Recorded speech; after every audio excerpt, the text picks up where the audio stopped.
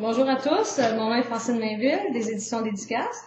Je reçois aujourd'hui Jean-François Capel, l'auteur de La Traque de Montréal à Katmandou. Bonjour Jean-François. Bonjour Francine. Ça va bien? Très très bien. Oui, merci beaucoup. Ça me fait plaisir de vous recevoir ici aujourd'hui, au bar Saint-Sulpice à Montréal. Écoutez, ça fait justement, on parlait de ça tantôt, ça fait, c'est son premier anniversaire. Exact, c'était en octobre. À ce beau récit-là. Alors, c'était en octobre 2009. C'est ça. Et vous avez fait son lancement justement à cette époque-là. Je me rappelle, très bel événement en passant. Moi, ce que je vais faire pour présenter Jean-François Capel, pour ceux qui ne le connaissent pas. Alors, je vais lire une petite parcelle de votre parcours qui est ici en 4e de couverture. Alors, Jean-François Capel est ingénieur et docteur en génie civil. Il est aussi un spécialiste en études du comportement des grandes structures et consultant expert pour le programme de l'UNDP, ONU. Il travaille dans plus de 25 pays sur 4 continents. Il est le cofondateur de sociétés liées à l'ingénierie au Canada et en France, ainsi que, anciennement propriétaire d'un nightclub à Montréal. Maintenant, vous m'avez dit que ça a été vendu. Et auteur de plusieurs articles publiés dans les revues scientifiques internationales et de brevets d'invention.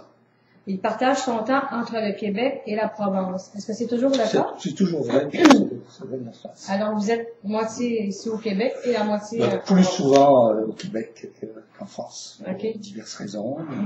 Est-ce que c'était pour votre travail au début ou moi, ça fait très très longtemps. D'abord, je suis d'origine française, je suis Val-de-Loire. Donc j'ai gardé la majorité de ma famille est là-bas. Ah, ok. Et pendant un certain temps, d'ailleurs, je m'occupais de sociétés en France. Paris, 2 sociétés. Donc je faisais... lié à votre travail? Lié à mon travail, oui. C'était parce qu'en fait, c'est un groupe de PME qui sont groupés ensemble, tout disons, dans le domaine de l'ingénierie, de l'auscultation, des grands ouvrages, barrages, et, centrales nucléaires, des choses comme ça. C'est tout un parcours, ça. Oui, c'est arrivé un peu... mon problème, c'était que je ne sais pas dire non. Ah, alors, dès qu'il y avait une opportunité, j'embarquais dedans. Alors, ça m'a amené, justement, tout un tas de choses. Ça avait ses avantages? Ah oui. Donc, j'ai décroché plus ou moins de ce milieu-là. OK. Mais je suis quand même très, très attaché à savoir ce qui se passe, technologie et l'impact, disons, de ces travaux. OK. Mais aujourd'hui, vous travaillez quand même un petit peu moins fort? Oh oui, très peu. Oui. C'est juste à la demande pour les choses particulières que les autres ne veulent pas faire. Ah, OK. Je suis pas capable de dire non. Ça, voilà. Écoutez, moi, je vais lire une petite partie là, de la 4e de couverture pour expliquer un petit peu le contenu. C'est quand même un gros volume, là. Il y a 300 quelques pages là-dedans. Mais là, je vais mettre mes lunettes cette fois-ci. Ça va aller mieux. Bon. Alors, une chute mortelle sur le chantier de construction du barrage de Supa en Inde. Accident ou meurtre? Pierre, ingénieur nomade, est convaincu que l'accident de son ex-compagnon Manuel cache quelque chose de suspect. Il mène sa propre enquête qu'il conduira en un premier temps aux Nations Unies à New York, puis à Bombay chez les Parsis et enfin sur le barrage de Supa dans le Deccan et Delhi.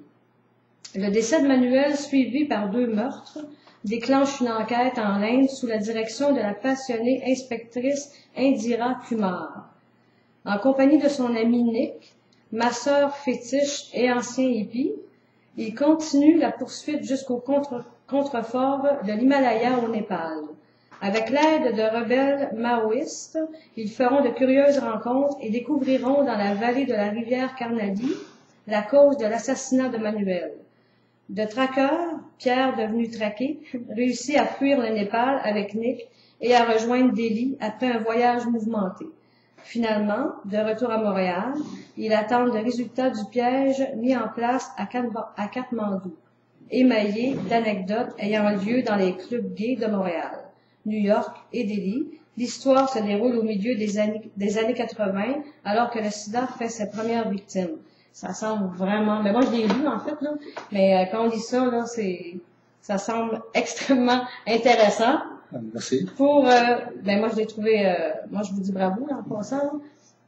J'ai eu la chance de le lire, comme je disais, mais pour ceux qui l'ont pas lu, là, moi, je vous le conseille fortement.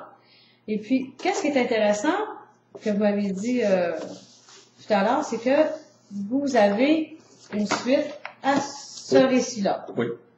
OK. Alors, une suite, parce qu'on a parlé un petit peu tantôt, un petit peu plus engagée, si on peut dire? Ah oui, tout à fait. Parce que, disons, le premier livre, c'est un récit, bon, mis à part dans les meurtres, ces choses-là, mais c'est une série d'anecdotes vécues. Okay. Et il y avait quand même, disons, un thème plus ou moins évident, qui était celui de respect de la diversité. Okay. Alors, diversité des cultures, diversité des orientations sexuelles, diversité dans la vie. Et en fin de compte, c'est la beauté de la vie en général.